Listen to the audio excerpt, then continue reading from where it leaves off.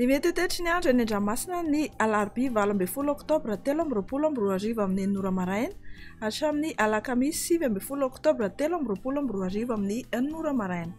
Samy mailo hatrany ny mpampiasa ranomasina eny amin'ny morontsiraka Atsinanana sy Andrefana na tsy misy aza ny filazana fampitandremana. Ho amin'ny morontsiraka Atsinanana tanjona Bobaomby hatrany amin'ny tanjona Angotsy, Andraona mitsitokotoko.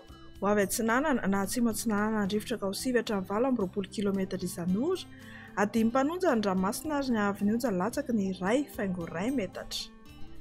Tanjona Angotsy hatrany Mahanoro dia Andraona mitsitokotoko. Ho avy avaratra Atsinanana andrivotra Kaosivy hatramin'ny 20 km isan'ora, adimy mpanonja na hanonja be ny ranomasina ary ny avy ny onja 1 hatramin'ny 1,3 metatra. Mahanoro hatrany Antolanhiaro dia hanorana tandrifin-drahona mety arahakotroka. Ho avy avaratra Atsinanana andrivotra Kaosivy 10 hatramin'ny 20 km isan'ora, hanonja be ny ranomasina ary ny avy ny onja dia 1,3 hatramin'ny 1,5 metatra. Antolanhiaro hatrany amin'ny tanjona Vohimena, hanorana tandrifin-drahona mety arahakotroka. Ho avy Atsinanana andrivotra Kaosivy 10 hatramin'ny 30 km isan'ora, hanonja be ny ranomasina ary ny avy ny onja 2 hatramin'ny 2,4 metatra. Ho amin'ny morontsiraka Andrefana, tanjona Vohimena hatrany amin'ny tanjona Akabo, hanorana tandrifin-drahona.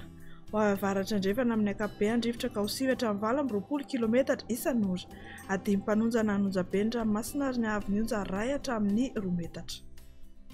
Tanjona Akabo hatrany amin'ny tanjona Vilanandro, Andraona mitsitokotoko, mety ho lalovana orana tandrifin-drahona kosa manakaiky ny Melaky. Ho avy Andrefana amin'ny ankapobeny andrivotra Kaosivy hatramin'ny 20 km isan'ora, adimy mpanonja ny ranomasina ary ny avy ny onja dia latsaky ny 2 metatra.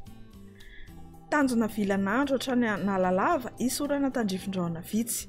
Ho avy Andrefana na avaratra Andrefana andrivotra Kaosivy hatramin'ny 20 km isan'ora, ho tonina adimy mpanonja ny ranomasina ary ny avy ny onja 4,2 hatramin'ny 4,4 metatra.